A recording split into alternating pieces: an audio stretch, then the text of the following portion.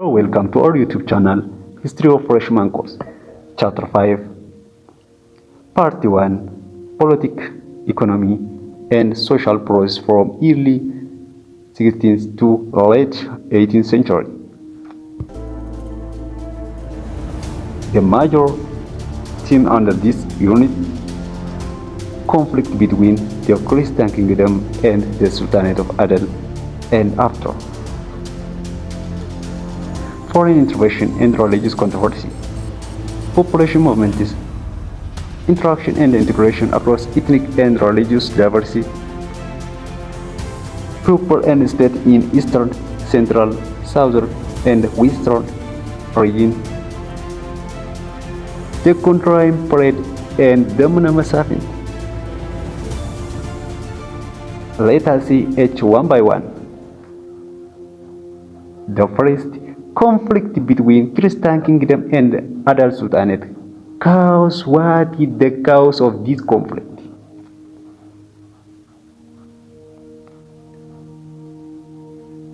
When we see the cause of this conflict, waldhabdee mootummaa kiristaanaa fi sultaanota Adal jidduutti raawwatame kan laallu taatee toopikii kana jalatti haga xumuraatti nu faana bu'aa like share subscribe gochuu hin dagatinaa isin jenna. There were two major causes based on the conflict between the Christian Highland Kingdom and the Muslim Sultanate.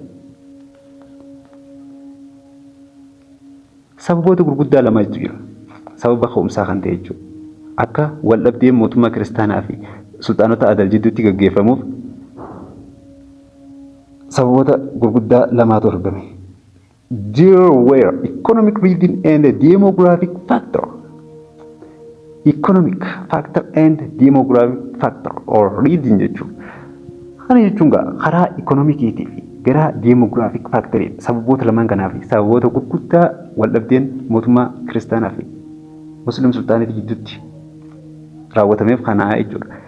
In terms of economic reason, both Christian Kingdom and the Muslim Sultanates were competing to control the profitable bilateral routes. Kana jechuun gama economikiitiin lamaan irraa amma sababoota lama gurguddaatu argama. Major cause kan ta'eef jechuun conflict kana.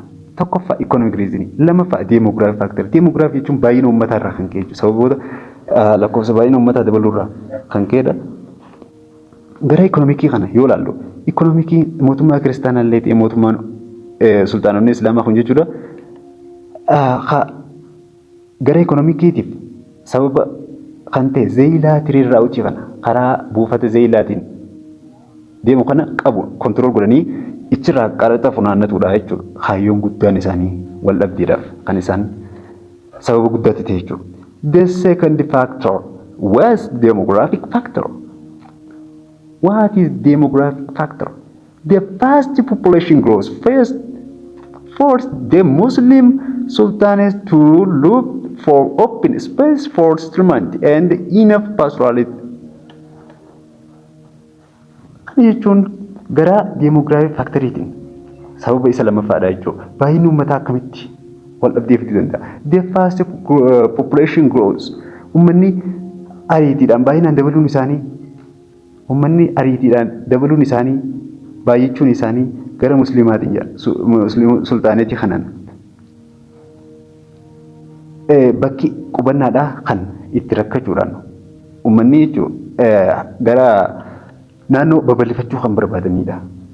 And the inner pastoral gara lafti margaa gahan jirutti maaliif isaan lawlaandiidha gaafsanii lawlaandiin pastoral economy isaanii pastoraalii kanaaf gara pastoraalii gahaa argatanitti bal'ifachuudha yaadni tokko jechuudha.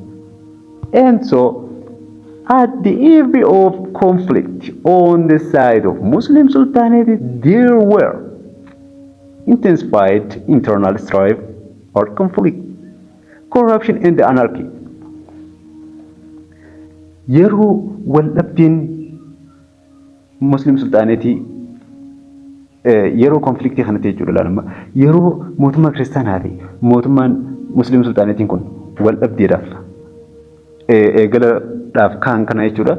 Jalqaba osoo ni fi isaan wal hin dhabin dura gara Muslim Sultanatii qofa keessatti jechuudha. Keessa Muslim Sultanatii keessoo isaaniitiin rakkoon konfliktiin argame jechuudha. Kunis intensified internal strife rakkoo keessa isaaniiti jechuudha. Gara bulchiinsa isaaniitiin akkasuma corruption and anarchy illee wanta mootummaa isaanii keessatti argamuu dandeedha jechuudha. Akka hanqinaatti wanni isaan jala seen. Despite internal problems during this time, Imam achieved in mobilizing Afar, Argoba, Harari, Harla, Somali, and other pastoral community to common cause. Yooni fi yeroo san keessa rakkoon gara keessoo isaanii jiraatellee garuu Imam Ahmad Ibrahim yookaan Ahmad Giraany kan jedhamu kun wanni sababata ittiin milkaa'uu dandeetu jira yeroo san wal dhabdee keessaa sanirraa dandamatanii akka humna jabduu ta'anii dhaabbachuudhaaf sababoota tokko waan ittiin milkaa'etu jira. Sababni san maal seet yeroo san Imam Ahmad ummata Afaarii, Argubbaa, Hararii fi Harlaa, Somaalii ummatoota biroo kan jiranillee jechuudha. Ummata paastoraaliidha turanii san hundinuu ummata kana walitti gurmeessuudhaan yookaan walitti qindeessuudhaan akka galmi keessan tokkicha baqa galmi keessan tokko kaayyoon tokko isa keessan waan ta'eef isin hundinuu paastoraalii yookaan lafa gahaa akka argattaniif qottaa namni mana tokko ijaaru citaa waliin saamu jedhanii mi eeyyee kanaaf haaluma kana jechuudhaan innilleen ummata isaa walitti sababoota komanii isaanii isaan agarsiisu wal dhabdee jidduu san furuudhaan ummata akka ummata tokkotti walitti qabuudhaan harka tokkotti Ahmad Giraany jalatti yookaan Imam Ahmad Ibrahim Aligaazii kana jiddu Imam Ahmad Ibrahim Aligaazii kana jidduutti jechuudha akka isa jalatti akka qindaan ta'ee jira jechuudha uummanni sun. Kun milkaa'ina Ahmad Giraany yeroo san keessatti yeroo jalqabaaf ittiin milkaa'uu dandeenya. He convinced them not to fight each other but unite and expand to Christian Kingdom.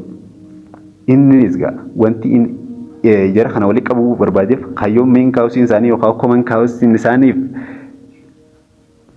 kan inni jararra walii galchuu danda'e isaan akka ifii waliin lol kaloluu qabanii mootummaa kiristaanaati jechuudhaan jara fudhachiisee jechuudha. And then he gained audience and consolidated army to fight Christian Kingdom. Jarilleen yookaan uummanni isaa san uummanni sabootan asii waliin lakkoofna kuni walii galuudhaan wanti inni jedhe kaayyoon isaa Ahmad Giraany kan milkaa'eef jechuudha. Sababa san milkaa'eef humni waraanaa isaa cimeef consolidated army to fight Christian Kingdom akka mootummaa kiristaanaatti lolu haalaan cimee fi mootummaa kiristaanaa dura dhaabbachuudhaaf ka'ee gara mootummaa kiristaanaa dura eegalee jechuudha. And so international dimension of the war. What is international dimension of the war? International dimension waraana keessatti mee maal akkam jechuudha. Conflict in the Ethiopian region began to take an international dimension when two foreign powers intervened for their advantage. Waraanni Ahmad Giraanyiiti mootummaa kiristaanaa jidduu gaggeeffame akkamitti international dimensionidha.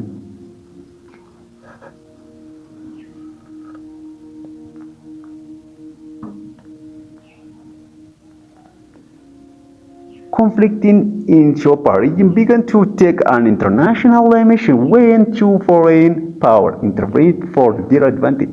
Kana jechuun yeroo jarri lamaan asii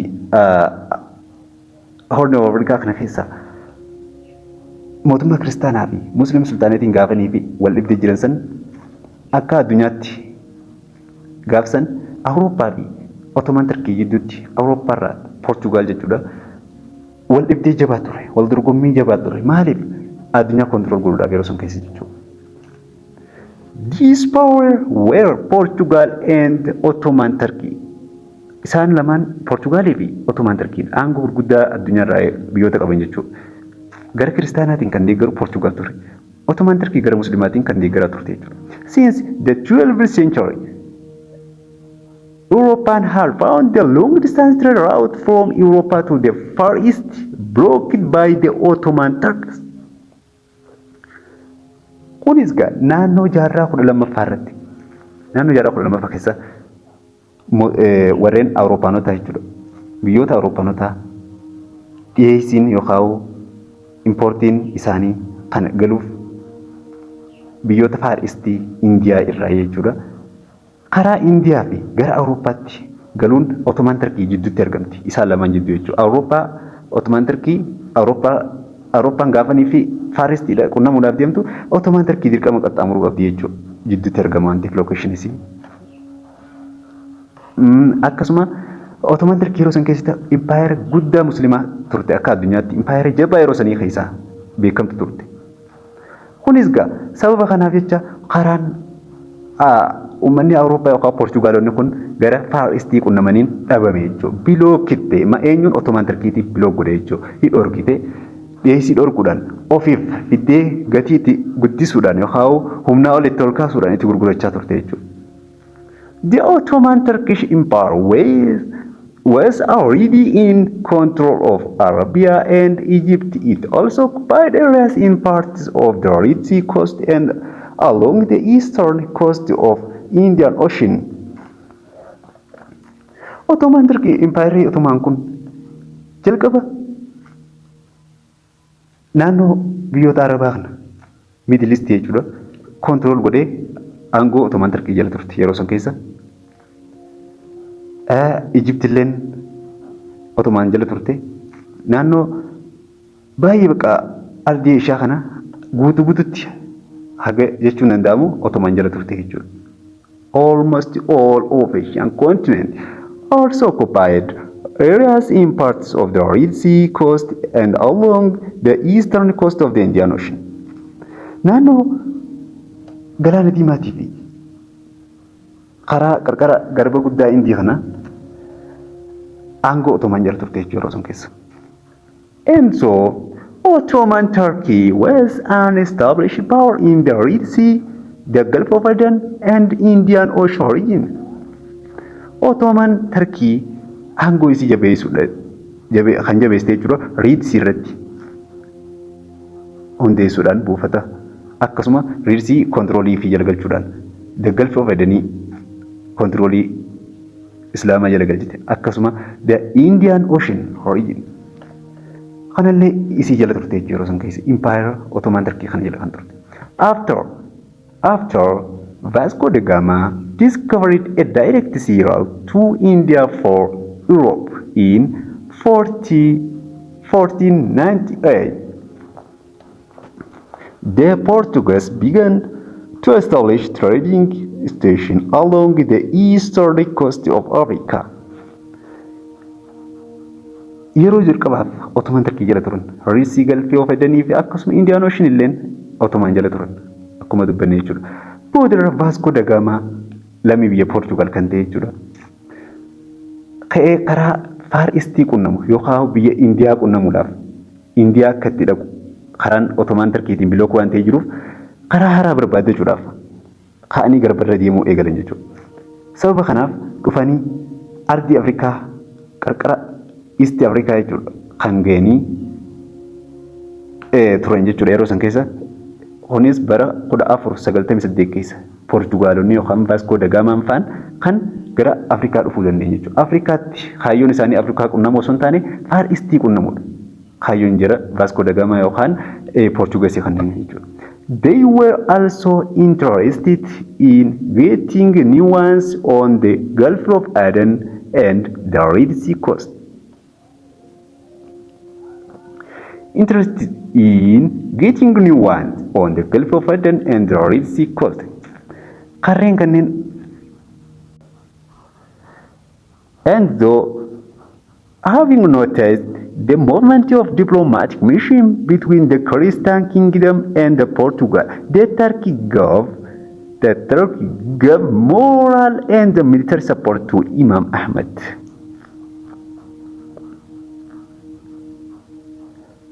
Sochiin dippiloomaasii jidduu mootummaa kiristaanaa fi Poorchugaal jidduutti kan dhufuu eegalee yeroo san keessa maaliif isaanis mootummaa kiristaanaa tokko kan horna Afrikaa jirutu jira jechuu informationii hamma tokko kan qaban turanii isaanis mootummaa kiristaanaa jabaa kana baruu qabna jechuudhaan achi kan ka'anii barbaade eegalan. Sababa kanaatiif naannoo galaana diimaa kanatti kan wal arguu carraa argatan jechuudha. Kunis isaan warri Poortugaalii wanni barbaadaniif Ottoman Turkii kan walii galanii humna mootummaa kiristaanaa jabaa kanaan walii galuudhaan Ottoman Turkii cabsuudha ture. Kaayyoon Poortugaalonni mootummaa Christian Kingdom kanaan walitti hidhannaa godhuu barbaade jechuudha. Dippiloomaasii wanni barbaadaniif. And the Turkish gave moral and military support to Imam. Gaafa isaan mootummaa kiristaanaa fi Poortugaalii walii galanii humni Poortugaal nama 400 gara mootummaa kiristaanaa Haayilaandii kanaaf as ergan jechuudha. Humna jajjabaa Poortugaalii nama 400 gargaarsa akka Ahmad Giraanyii firraa isaan cabsuu dandeenye jechuudha. Isaan sanas erginaan akkasuma faallaasanii Ottoman Turkii humna musliimaa deeggaruudhaaf Ahmad Giraanyii yookaan Ahmad Ibrahim Aligaazii kana deeggaruudhaaf nama 900 as ergitee fi innilleen kanaan dura dhaabbatu eegale jechuudha. And so on the side of Christian Kingdom, Lemnedingle was enthroned at 11 and assisted by elderly Eleni. Garuu wanna kuni gaafa humni kiristaanaa gara kiristaanaatiin jechuudha. Gara mootummaa kiristaanaatiin Lemnedingle isaa umrii daa'imaa yookaan mucaa waggaa 11 aangoorra kodee yookaan aangoo qabatee eegale jechuudha. Eenyuun deeggarameeti akkoosaa Eleni tan jedhamtuun deeggarameeti. Due to their internal problem, the Muslim Sultanate were tributaries to Christian Kingdom and unable to confront them until 1520s. Kunis yeroo Lemnedingle mucaa waggaa 11 aangoo Queen Eleniidhaan deeggaramee qabatu mootummaa musliimotaa kan Muslim Sultanates jechuudha. Mootummaa kiristaanaatiif faayi tiribuutii yookaan kan kafaltii tiribuutii qaraxa kan galchan jechuudha. Mootummaa kiristaanaatiif kan galchanii turanii. The Christian Kingdom and unable to confront them until 1520s. Hanga bara 1520tti mootummaa musliimaa gibira mootummaa kiristaanaatiif kafaluu hin dhaabne jechuudha. Itti fufee achiin booda bara 1520 boodatti diidamoota keessa jechuudha mootummaa musliimaa Muslim Sultanatiin mootummaa kiristaanaatiif deeggaruu gibira kafaluu didee jechuudha. But Imam Ahmad was strong enough for confrontation in 1520 and refused to pay tribute for Christian Kingdom. Haga bara 1520tti gibira kafalaa fi kan turan garuu Imam Ahmad humna waraanaa jabaa ijaarrachuudhaan mootummaa kiristaanaa loluu kan eegale bara 1520tti jechuudha. Innis gibira kafaluu diduudhaan gibira kafaluu didee mootummaa kiristaanaa weeraruu eegale jechuudha. Imam's army fought fiercely and controlled Bali, Dawaro, Fatagar, Hadiyya, Kambata, Sidama, and putting the Christian Kingdom at risk. Imam Ahmad waraana isaa gurratee gara mootummaa kiristaanaatti loluu eegale. Kanas fought fiercely and controlled waraana hamaa yookaan waraana jabaa lole jechuudha. Mootummaa kiristaanaatiin lole. Kanas lola jabaa eegalee irratti banee jechuudha mootummaa kiristaanaa irratti. Mootummaa kiristaanaa harkaa kan inni fudhate naannolee akka Baalee, Dawaaroo, Faatagar, Hadiyyaa, Kambaataa, Sidaamaa kana hunda harka mootummaa kiristaanaa harkaa fuudhuudhaan mootummaa kiristaanaa balaaf saaxile jechuudha. Duubatti hambisa kanneen harkaa gurratee. And realizing looming danger, Lemnedingle mobilized vast force and encamped about 50 kilometers east of Addis Ababa in 1528. Yeroo kana mootummaa kiristaanaa Lemnedingleen kan hoogganamu ture. Lemnedingleen bulchiinsa isaa irratti taateen akkaan rifachiisoo ta'e isarratti qunnamu kana hedduu rifachuudhaan yookaan wanni kun hedduu isa naasisuudhaan gara mootummaa musliimaa yookaan Ahmad Giraany kanaan loluu eegalee jechuudha. Kanaaf loluudhaaf Finfinnee irraa kiiloomeetira 50 tan fagaattu dirree waraanaatti dhufee jechuudha. Humna waraanaa isaa gurrachuudhaan gara dirree waraanaa bara 1528 kan garas dhufuu danda'e. And so, however, Lemneding's large army faced logistic and leadership problems, failing to adopt common strategy. Garuu humni kiristaanaa yeroo san humna jajjabaa ture. Lemneding waraana guddaa qaba. Large army, he has large army, faced the logistic and leadership problems, failing to adopt common strategy. Garuu humni waraanaa guddaadha. Guddaa yoo ta'e loojistikii fi gara hoggansa gahaa qabaachuutii fi tooftaa waraanaa beekuudhaan qofoodha ture. Yoo kana jechuun humna tooftaa waraanaa hin beekan jechuudha. Tooftaa waraanaa kan modernitee kan Ahmad Giraanyiiti. Isaan tooftaa waraanaa bakka fooyyaa hin taane kan qaban ture jechuudha yeroo san keessa. On the other hand, Imam small size army. Lemneding large army. Imam Ahmad, the opposite of this, Imam Ahmad is small size army. But he has small, however, better logistic and excellent leadership with unified command. Better logistic and excellent leadership with unified command. Ahmad Giraany wanni isaan injifachuu danda'eef jechuudha yeroo san keessatti waraana isaati qaayyoteellee loojistikiin isaan fayyadaman loojistikii ammayyaawaa ture yeroo san keessatti akkasuma excellent leadership with unified command hoggansa tokkicha jalatti kan yookaan gamtuuman kan hogganu jechuudha. Ahmad Giraany kun haala ajaa'ibaatiin kan hogganaa ture yeroo san keessatti liidarii tokkoomsee yeroo san guutuu waraana isaa kan hogganaa turedha jechuudha. Ahmad Giraany loojistikiin isaatis gaa loojistikii addaati kan ture yeroo san keessa jechuudha. Wanni kun waan akkaan ijoo qormaata irratti dhufuu danda'udha jechuudha. Barreessii irratti maybii yeroo baay'ee deddeebi'ee kan dhufudha. Okay. What is gaaffii irratti fakkeenya barreessii dhufoonni kana why the Imam Ahmad can be won? The first one, better logistic and excellent leadership with unified command. Kanneen lamaan waan ijoodhaa qabachuu qabamaa jechuudha. The consequently larger and well-equipped Christian army was defeated in most decisive battle at Chimborakwe near Mojo in 1529.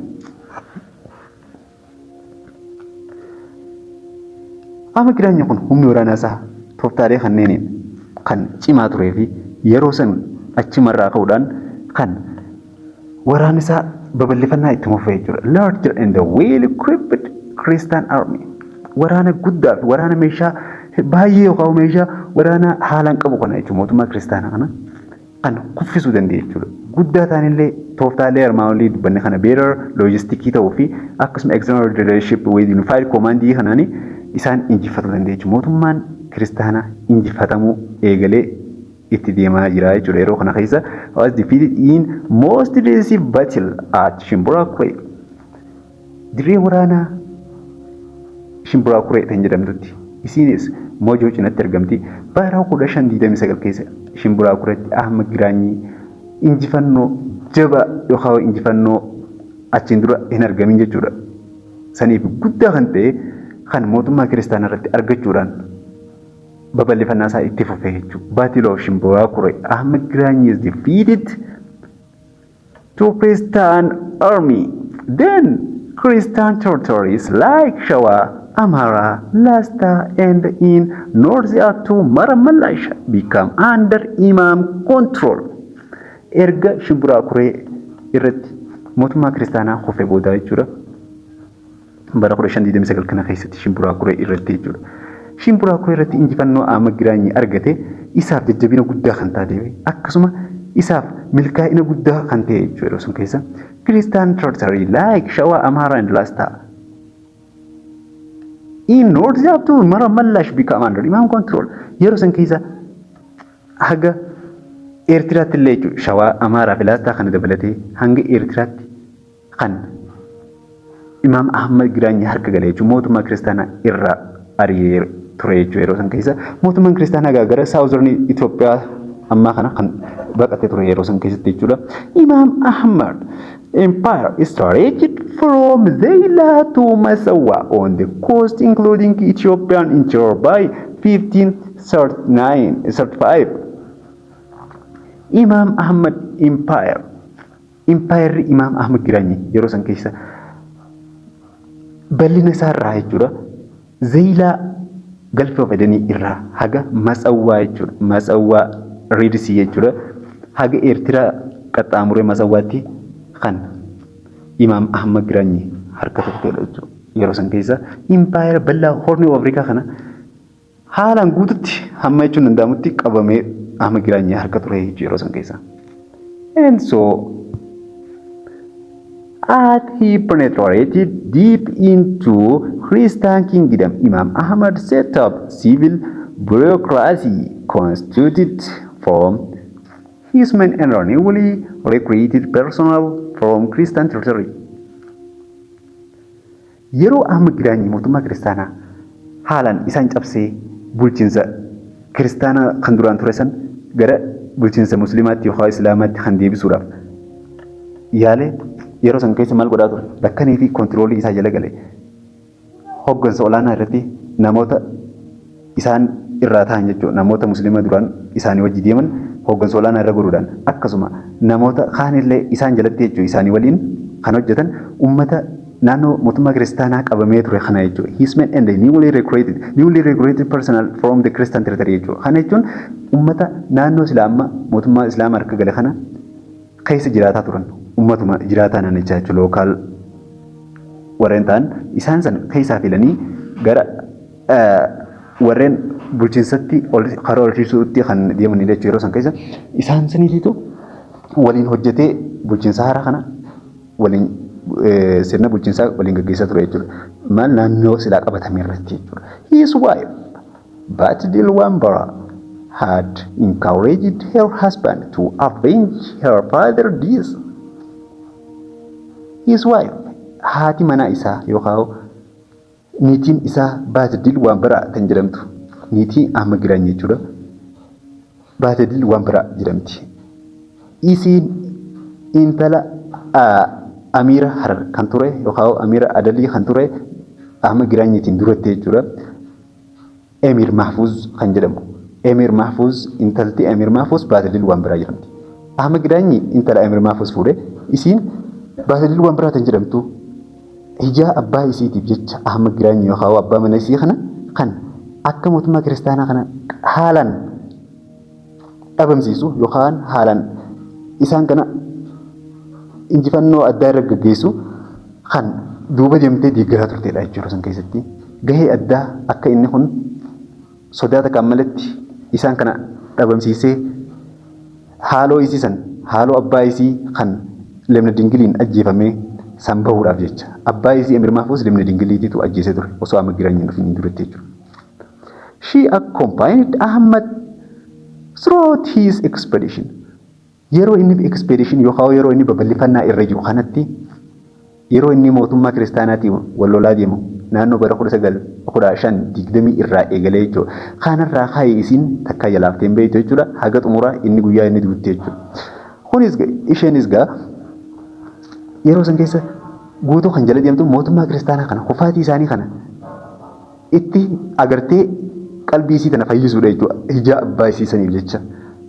After he was defeated at the Battle of Shumbuakure in 1529, military set back forced Lamredingil to retreat and finally died in 1540, being fugitive. Achiin boodettee jechuudha. Yeroo san yeroo bara 1529tti mootummaan Sultanate of Adal jechuudha mootummaa kiristaanaa kana koffistu shimbira kuree irratti humni waraanaa Lemna Dingil harkaa faca'e kaanis ni dhume kaanis harkaa faca'e Lemna Dingiliin ni baqatee jechuudha ni baqatee diree waraanaa sanirraa hinduun inni ni baqatee jechuudha hanga inni bara 1540tti bakka itti baqate sanii baafamee ajjeefamutti Amigiraanyitiin isheen jalaa namne jechuudha injifannoo hanga du'aatii yookaan du'a Lemna Dingil kana argitutti jalaaftee hin beektu jechuudha. Niitiin isaa baate dil waan biraatan jennuudha.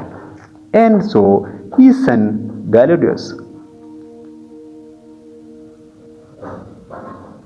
1540 up continued towards with strength.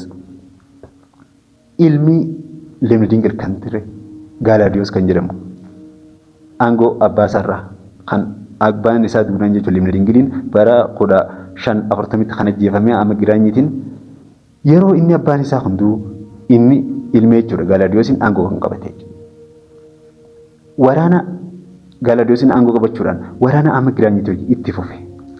It was after getting the military assistance from the Portuguese that the successor of Lemna Dingil Galadius defeated the force of Imam Ahmad in 1543 at the Battle of Wainadega. Galadius waraana Amigiraanyitii wajjin kan itti fufe. Boodarra gargaarsi waraanaa mootummaa Poortugaal irraa kan seenee jechuun namoota 400 kan mootummaan Poortugaal ergeef gargaaruudhaaf jechuun mootummaa Christian Highland kana deeggaruudhaaf kan ergeef jechuudha. Kunis gara Lemna Dingil kan silaa dhufu Lemna Dingiliin duratti du'e. Isaan kan ergaman bara 1540tti ergaman jechuudha. Lemna Dingiliin kan du'e bara 1540tti waggaa tokkoon booda eega inni du'e waggaa tokko dabre waraanni namni 400 gargaarsaaf kan dhufan. Kunis akkuma dhufaniin bara 1543tti batilii dirree waraanaa Wainadega tan jedhamtu irratti Amigiraanyi injifachuu dandeenyiti kan jiru jechuudha. Galadiyoos ilmi Lemna Dingil kun Amigiraanyi bara 1543tti Battle of Wainadega irratti injifate. The Portuguese soldier that came to Ethiopia to help the force of Galadius were led by Christopher de Gama arrived at the Christian court in 1541. Portuguese loltoonni warree Portugal irraa dhufan kun namoota 400 jechuudha. That came to Ethiopia isaan gara Itoophiyaa gan dhufan humna Galadius kana diiguudhaaf jechuudha. Galadiyoosiif humna ta'uudhaaf humna waraanaa Galadiyoos kan akkatti rakkatee baqataa ture kana diiguudhaaf kan dhufanidha. Innis hoogganaan namoota 400 yookaan waraana Portugaalii sana Christopher de Gama kan jedhamu. Christopher de Gama kan jedhamu. Innillee ilma Vasco da Gamaati kan ture yaama seenaa irratti jechuudha. The son of Vasco da Gama, he was Christopher de Gama, arrived at Christian court in 1541. Bara 1540 takkatti gara mootummaa kiristaanaa kana dhufanii jigaan ga'anii jechuudha. Isaan kunneen yet about 200 Portuguese were killed. Their leader Christopher de Gama was beheaded in Ofla battle in the Battle of Ofla that southern Tigray in 1542. Kunigaa gaafa Christopher de Gamaadhaan durfamanii dhufan akkuma dhufaniin osoo mootummaa kiristaanaa kana hin gahin humna Amigiraanyiitiin wal afaan dhufan. Humna Amigiraanyii yeroo wal afaan dhufan Amigiraanyii yeroo jalqabaaf asirratti man dubbatamne seenaa walii galaa jechuudha akka seenaa wal qabatu yeroo jalqabaaf akkuma wal dhufanii riidsii kana coast of riidsii irratti wal qunnamanii turan achira yeroo jalqabaaf kan osoo Battle of Oflaatti hin dhufin Battle of Agameedha batiliin san tan jalqabaa jechuudha achirratti kan injifate jechuudha. Namoonni 400 waraana Amigiraanyii yeroo takkaaf 1542tti kan injifatee ture yeroo takkittiidhaaf jechuudha. Achiin booda Amigiraanyii gargaarsa Turkirraa namoota 900 erga tara takka injifatamee booda argachuudhaan deebi'ee Battle of Oflaa kanarratti lamaffaa irratti jechuudha. Humnoota Portugaal kanaan walitti deebi'an wal dhawan jechuudha. Osoonii fi mootummaa kiristaanaatti waliin qunnamanii hin dura hunamma. Gaafa walitti deebi'an namoota 200 warreen 400 sanirraa jechuudha. Hoogganaa isaanii Kiristoofol Dagaamaa kan jedhamullee morma irraa muruudhaan isa namoota 200 achi fixuudhaan nama 200 qofaatu hafeef ture yeroo san. Yeroo san namoota 200 hafe kanaatiitu gara mootummaa Gaalaadiyoos yookaan Christian Highland Kingdom kanatti kan deemee ture jechuudha. Humna amma giraanyi dheeysanii gara mootummaa kiristaanaa saniin achi seenanii ichirraan ittis deebi'anii isaan loluudhaaf jechuudha. In the same time the force of Imam Ahmad was backed by Ottoman Turkey. Gaafa yeroo wal fakkaataa ilaalama. Gaafanii fi namoonni ichirraa 200 achi afaanitti yookaan dirree waraanaa of laatan irratti amma giraanyiitiin ajjeefaman waraanni Poortugaal kuni humni Imam Ahmad gaafa nama 200 warra Poortugaalii ajjeesee Kiristoofol Dagamaallee ajjeesee injifadheetiin jira jeeti amma giraanya kun maal godhe ni jarjaree fuudhee waraana Turkii kana Turkiidhaaf deebiseef. Gara Turkii deebisee jechuudha waraana isaa kan nama 900 Turkiirraa ergamee fi maaskittiidhaan jechuudha humnoota jajjaboo yeroo sanii kan turan Poortugaalii cabsee jechuudhaan gara Turkii akka deebi'an godhee jira. Yeroo kana namoonni 200 hafan mootummaa kiristaanaatti dabalamuudhaan Imam Ahmad kan hoffisuu danda'e jechuudha. Sababa inni humna waraanaa Poortugaalii Ottoman Turkii kan isaaf ergame irraa itti deebisee ture jechuudha. Due to limited resources, Gaalaadiyoos employed hit and run strategy which severely affected Imam's army. Gaalaadiyoos yeroo san keessa tooftaa waraanaa inni itti fayyadame keessa hit and run strategy kana jechuun riphee loltummaadha jechuudha. Tooftaa riphee loltummaa fayyadamuudhaan humna waraanaa amma giraanyii osoo hin beekamne battalumatti dha'uudhaan bakka isaan itti dhahinatti haleeluudhaan tooftaalee garagaraa fayyadamuudhaan hit and run strategy fayyadamuudhaan jechuudha. Riphee loltummaa fayyadamuudhaan humna amma giraanyii miidhaa hamaa balaa hamaadhaaf saaxilaa jechuudha sun keessa. While Imam Ahmad was encamped near Lake Tana, he was attacked and killed after fires fighting at Wainadaga in 1543. Ta'ullee yeroo Imam Ahmad kun dirree waraanaa irratti naannoo Harataanaa cinaa dirree waraanaa kan turte achitti miidhaan jabaan kan irra gahee ture jechuudha yeroo san keessa. He was attacked. Maaliif humni waraanaa isaa inni dogongorri inni raawwate yeroo san keessa jechuudha injifadheetiin jira. As booda ani injifatamu jechuu qalbii isaatti murteessee ture jechuudha. Kanaatiitu isa injifannoodhaaf saaxilee humna waraanaa leenjisuu deeggarsa Turkiirraa argatu kan dhaabee fi humna waraanaa leenjisuu kan dhaabee ture jechuudha yeroo san keessa. Sababa kanaaf kufaatii hamaa jala seenuu danda'e jechuudha Ahmad Giraanyii. He was attacked. Inni kan miidhee fi akkasuma killed kan ajjeese after first fighting at Wainadaga irratti. Humni waraanaa Ahmad Giraanyii dirree waraanaa Wainadaga irratti bara 1543tti Ahmad Giraanyii illee duudhaan humni waraanaa Ahmad Giraanyii haalaan kan miidhame turedha jechuudha yeroo san keessa. So Christian restored almost all northern and central plateau. Sababa kanaaf mootummaan kiristaanaa kan restore godhe duuba deebi'ee kan bulchiinsa isaa deeffachuudhaaf bakka Ahmad Giraanyii namoota fi irratti aangoo itti kennuudhaan jechuudha hooggantoota ifiitti godhee bulchiinsa musliimaa gadhaabaa ture san deebisee bulchiinsa kiristaanaa gadhaabuudhaan duraan ture san jechuudha haaromsuudhaaf kan guututti hamma jechuun danda'amu jechuudha naannoo muraasa malee kan northern and central plateau kana haaromsee ture jechuudha. Eenyu Gaalaadiyoos ilmi limne dingila kun jechuudha. Muslims in Highlands submitted to Gaalaadiyoos who was tolerant to them to promote consolation. Muslimoonni Highland irratti yeroo gara Gaalaadiyoos jala turan jechuudha yeroo san keessa who was tolerant to them to promote consolation. Gaalaadiyoosin obsaan kan isaan deeggarillee kan jiru jechuudha. Gaalaadiyoos established a strong Christian kingdom, regaining many pre-war territories and tributary region. Gaalaadiyoosin milkaa'ina guddaa kan milkaa'e yeroo san humna muslimaa injifachuudhaan. he established a strong Christian kingdom. Mootummaa kiristaanaa humna jabaa qabu hundeessuu kan danda'e jechuudha ittiin milkaa'ee yeroodhaaf kan ittiin milkaa'ee jechuudha yeroo san keessa regaining money and the pre-war territory naannoo osoo waraana Ahmad Giraanyiitiin dura naannoo bara 1520 duratti Ahmad Giraanyii jala yookaan mootummaa musliimaa jala hin turin yookaan naannoo bara 1520 dura gibira mootummaa kiristaanaatiif kafalaa ture guututti amma jechuun danda'amu kan aangoo kiristaanaa jalatti deebisee jechuudha. Kan Ahmad Giraanyiitiin fudhatamee ture irraa deeffatee ture jechuun illee mootummaa musliimaa harkaa kun egaa milkaa'ina isaati. Irraa deeffachuudhaan gibirallee akkuma duraan irraa sassaabu eegale jechuudha. And so even after the death of Imam Ahmad, the conflict between the Christian kingdom and the Muslim Sultanates was not over. Growing challenge to Christian come from.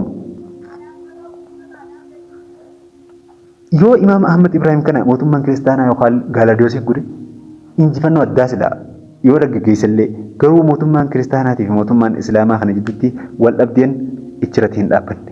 Wal dhabdeen ittuma fufee jechuudha. Wal waraansilleen itti fufe. Yeroodhaaf humni musliimaa kan kufullee yoo ta'u growing challenge to the Christian come from. Mootummaa kiristaanaa kana akkuma duraan challenge hamaa jala Ahmad Giraanyiitti waliin turan amma challenge garagaraa itti heddummachuudhaan rakkoo baay'ee keessa kan galuu dandeessu mootummaan Christian Highland Kingdom jennu kun the retreating Adal soldier Jesuit introduced humnoota Adal kan duraan isaan baqatee turee fi akkasuma Jesuit introduced yookaan warreen Juushotaa kana isaanillee kan mootummaa kiristaanaa kana wal dhabdee jidduu isaanii kan dhufe jechuudha. Humna Portugaal kanaa fi mootummaa Adalirraa illee wal dhabdeen kan dhufe.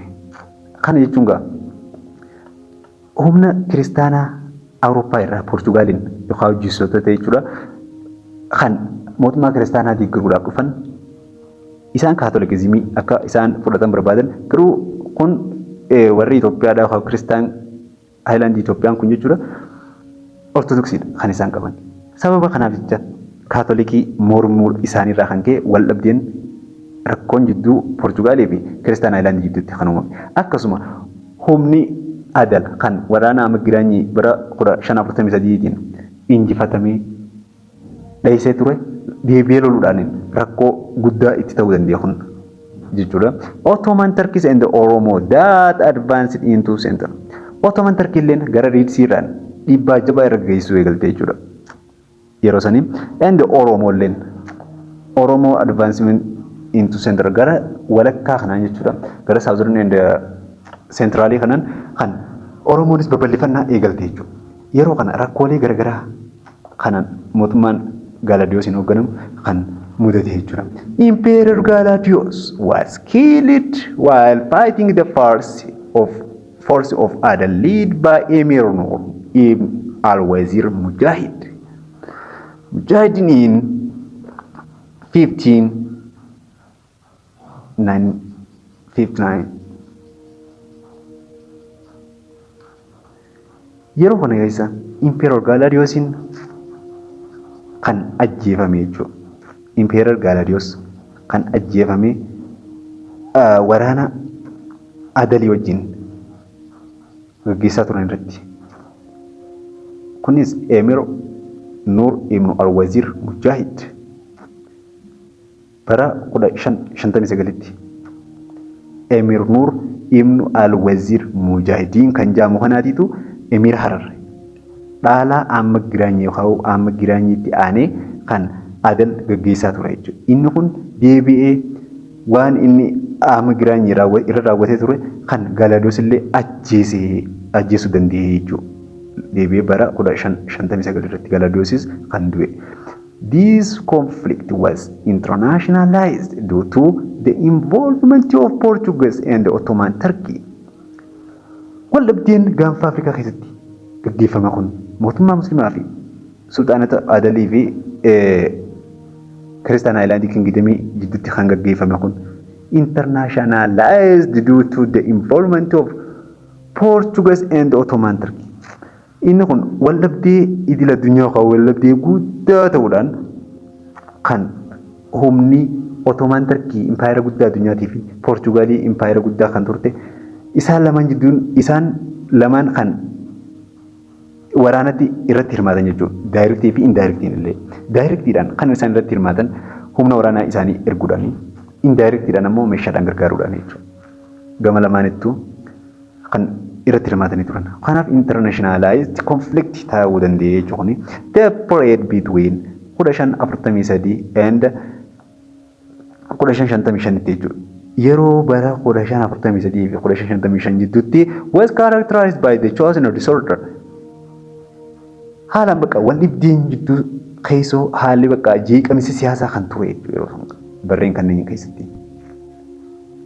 And the next topic, Muslim Christian conflict consequences.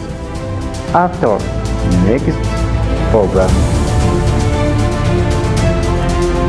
Enough for today, and don't forget to like, share, subscribe.